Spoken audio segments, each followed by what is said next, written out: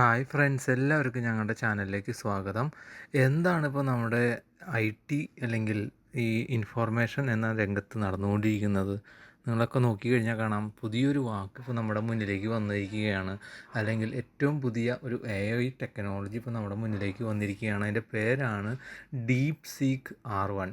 എല്ലാവരും ഇപ്പോൾ അതിൻ്റെ പിന്നാലെയാണ് നോക്കുന്നത്. ഗൂഗിൾ അടിച്ച് നോക്കുന്നു, പല രീതിയിൽ യൂട്യൂബിൽ നോക്കുന്നു. എന്താണ് DeepSeek-R1? അല്ലെങ്കിൽ എന്താണ് നമ്മുടെ ഷെയർ മാർക്കറ്റുകളിലൊക്കെ ഇത് വരുത്തിയിരിക്കുന്ന ഏറ്റവും വലിയ പ്രശ്നം എന്താണ്? അല്ലെങ്കിൽ ഡൗൺ ആവാനുള്ള കാരണം എന്താണ്? ഇത് എവിടെ നിന്നാണ് വന്നത്? ആരാണ് വന്നത്? എന്താണ് ഈ സംഭവം എന്നുള്ള കാര്യങ്ങളാണ് ഇന്നത്തെ ഈ ഒരു വീഡിയോയിൽ നമ്മൾ ഷെയർ ചെയ്യാൻ പോകുന്നത്. അപ്പോൾ തുടക്കം തുടങ്ങി അവസാനം വരെ കേൾക്കുക, എങ്കിലേ ഇതിൻ്റെ പറ്റിയുള്ള പൂർണ്ണമായ വിവരം നിങ്ങൾക്ക് അറിയാൻ സാധിക്കുകയുള്ളൂ. അപ്പോൾ ഞങ്ങളുടെ ചാനൽ സബ്സ്ക്രൈബ് ചെയ്യാതെയാണ് നിങ്ങളിപ്പോൾ വീഡിയോ കണ്ടുകൊണ്ടിരിക്കുന്നതെങ്കിൽ സബ്സ്ക്രൈബ് ചെയ്യാൻ മറക്കരുത്. അതുപോലെ നമ്മൾ വീഡിയോ കണ്ടു കഴിഞ്ഞതിന് ശേഷം എക്സിറ്റ് ചെയ്യണേക്കാൾ മുമ്പ് ലൈക്ക് ചെയ്യാതെ പോകരുത്. നിങ്ങൾ ഈ ഒരു ടൂൾ ഉപയോഗിക്കുന്നു, അല്ലെങ്കിൽ ഇത് ഇങ്ങനൊരു സംഭവം കണ്ടതിന് ശേഷം ഉപയോഗിച്ചതിന് ശേഷം ഞങ്ങളെയും കൂടി എഴുതി അറിയിക്കുക. DeepSeek-R1 കഴിഞ്ഞ ആഴ്ച പുറത്തിറക്കിയ പുതിയ ചൈനീസ് AI ആണിത്. അതിനുശേഷം US മാർക്കറ്റിൽ എന്ത് സംഭവിച്ചു? നസ്ദാക്ക് US മാർക്കറ്റ് 100 ഇൻഡെക്സ് 600 പോയിൻ്റാണ് ഡൗൺ ആയത്. എന്നാൽ എന്തുകൊണ്ടാണ് ഈ DeepSeek-നോട് വിപണികൾ ഇത്ര രൂക്ഷമായി പ്രതികരിച്ചത്? അപ്പോൾ എന്താണ് DeepSeek-R1 എന്ന് നമുക്ക് നോക്കാം. ഇതൊരു ചൈനീസ് AI സപ്പോർട്ടാണ്. അത് പെട്ടെന്ന് പ്രത്യക്ഷപ്പെട്ടത് മുഴുവൻ AI വ്യവസായത്തെയും ഞെട്ടിച്ചു. ChatGPT, ക്ലൗഡ് തുടങ്ങിയ മുൻനിര US ലാംഗ്വേജ് മോഡലുകളുടെ എതിരാളിയാണിവൻ. പക്ഷേ എന്തിനാണ് ഈ ഹൈപ്പ്? ചിലവിൻ്റെ ഒരു ഭാഗത്തിന് ഇത് ChatGPTയെ മറികടക്കുന്നു. ഒപ്പം ഇത് പൂർണ്ണമായും ഓപ്പൺ സോഴ്സാണ്. അതിനാൽ ലൈസൻസിങ് നിയന്ത്രണങ്ങളില്ലാതെ നിർമ്മിക്കാൻ ബിസിനസ്സുകൾക്ക് പൂർണ്ണമായും സാധ്യമാകും. ഇത് വളരെ വില കുറഞ്ഞതും ആക്സസ് ചെയ്യാവുന്നതുമാണ്. DeepSeek-R1 മില്യൺ ഔട്ട്പുട്ട് ടോക്കണുകൾക്ക് $2.19 ചാർജ് ചെയ്യുന്നതെങ്കിൽ ChatGPT ആ സ്ഥാനത്ത് മില്യൺ ഔട്ട്പുട്ടുകൾക്ക് ചാർജ് ചെയ്യുന്നത് $10. അതായത് ഏകദേശം $8 വ്യത്യാസമാണ് ഈ രണ്ട് ആപ്പുകളും തമ്മിൽ. അപ്പോൾ തന്നെ നമുക്ക് മനസ്സിലാക്കാം ഇതിൻ്റെ ആ ഒരു പ്രചാരം. നമുക്കറിയാം, ചൈനീസുമായി ബന്ധപ്പെട്ട ചൈനയുടെ സാധനങ്ങൾ എപ്പോഴും വില കുറയും എന്നുള്ളൊരു ഒരു കിംവദന്തി നമുക്ക് മാർക്കറ്റിൽ എപ്പോഴും ഉണ്ടല്ലോ. അതുപോലെ തന്നെയാണ് ഇതും സംഭവിച്ചിരിക്കുന്നത്. എന്നാൽ എന്തുകൊണ്ടാണ് DeepSeek ഇത്രയധികം വിഘാതമുണ്ടാക്കിയത് എന്നതിന് വേറൊരു കാരണം കൂടിയുണ്ട്. DeepSeekനെ കുറിച്ചുള്ള കൗതുകകരമായ ചില വസ്തുതകൾ ഇതാണ്. ഇത് നിർമ്മിച്ചത് വെറും 2 മാസം കൊണ്ടാണ് നിർമ്മിച്ചത്.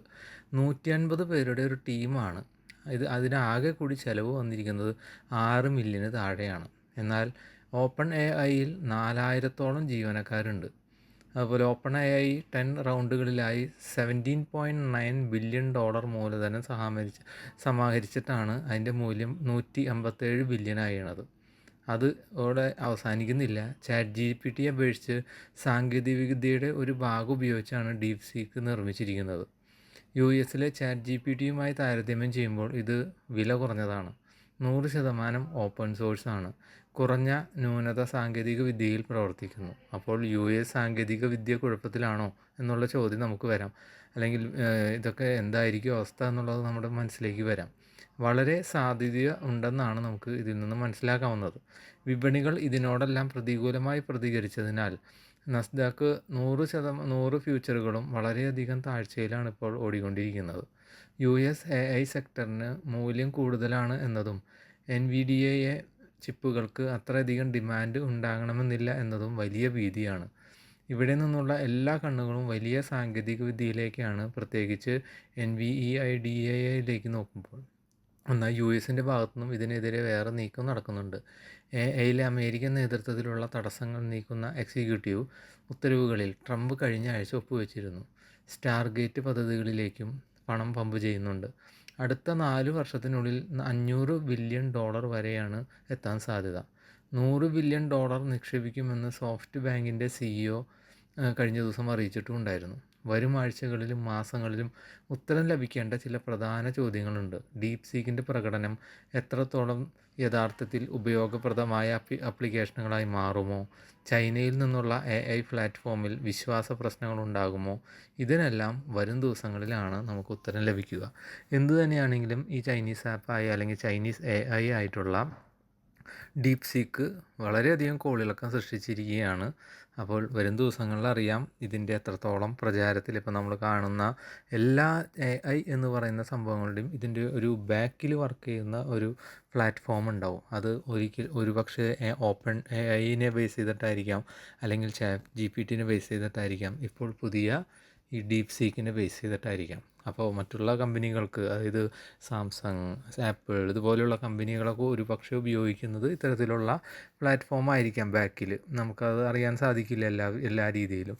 എന്നാൽ ഡീപ് സീക്കിലേക്കാണ് ആളുകൾ മാറുന്നതെന്നുണ്ടെങ്കിൽ മറ്റുള്ള കമ്പനികൾക്ക് അത് വലിയൊരു തകർച്ച തന്നെയായിരിക്കും. കാരണം അവരുടെ വലിയൊരു ബിസിനസ് മുന്നിൽ കണ്ടാണ് ഒത്തിരിയധികം ഇൻവെസ്റ്റ്മെൻ്റ് അവർ നടത്തിയിരിക്കുന്നത്. ആ ഇൻവെസ്റ്റ്മെൻ്റ് എല്ലാതും റിട്ടേൺ ചെയ്ത് കിട്ടണമെങ്കിൽ, അല്ലെങ്കിൽ റീഫണ്ട് ചെയ്ത് കിട്ടണമെന്നുണ്ടെങ്കിൽ മിനിമം ഒരു 3 മുതൽ 5 വർഷം വരെ എടുക്കും.